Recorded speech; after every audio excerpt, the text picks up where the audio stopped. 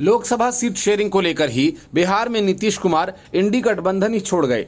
ममता बनर्जी इतनी नाराज हो गई कि उन्होंने इस बात का ऐलान कर दिया कि वे कांग्रेस को एक भी सीट नहीं देने जा रही। अखिलेश यादव ने अपनी तरफ से उम्मीदवारों की लिस्ट जारी कर दी।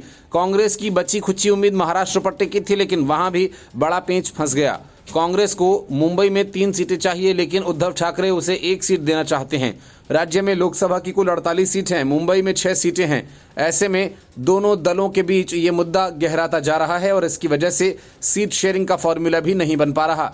फिलहाल 3 दलों के नेताओं के बीच मुंबई के अलावा काफ़ी सीटों पर आम सहमति बन गई है। सूत्रों का कहना है कि राज्य में 38 सीटों पर आम सहमति है, 10 सीटों पर मतभेद है और इस पर अभी फैसला होना है। पार्टी नेताओं का कहना है कि अगर कोई सहमति नहीं बनती तो शरद पवार, उद्धव ठाकरे और कांग्रेस पर्यवेक्षक रमेश चेन्नीथला इसको लेकर एक बैठक करेंगे और मुद्दे पर जल्द से जल्द सुलह का रास्ता निकालेंगे। इस बीच वंचित बहुजन अघाड़ी के अध्यक्ष प्रकाश अंबेडकर ने मंगलवार को कहा कि कांग्रेस महाराष्ट्र में लोकसभा चुनाव अकेले लड़ती है तो 50% सीटों पर अपनी जमानत खो देगी।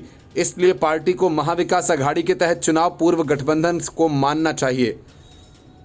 अंबेडकर ने चेतावनी दी कि सहयोगियों के समर्थन के बिना कांग्रेस के लिए ये राह कठिन होगी। उन्होंने ये भी कहा कि कांग्रेस अब गठबंधन में नेतृत्व की स्थिति नहीं ले सकती। उन्होंने कहा कि हमने देखा कि कैसे कांग्रेस की एक छत्र बढ़त के कारण भारतीय गुट विघटित हो गए। अगर कांग्रेस महाराष्ट्र में भी ऐसा ही करती है तो इसका एमवीए पर प्रतिकूल प्रभाव पड़ेगा। अंबेडकर की टिप्पणी उस दिन आई जब एमवीए नेता महाराष्ट्र में 48 लोकसभा सीटों के लिए सीट बंटवारे के फॉर्मूले पर चर्चा करने के लिए मुंबई में एक बैठक कर रहे हैं।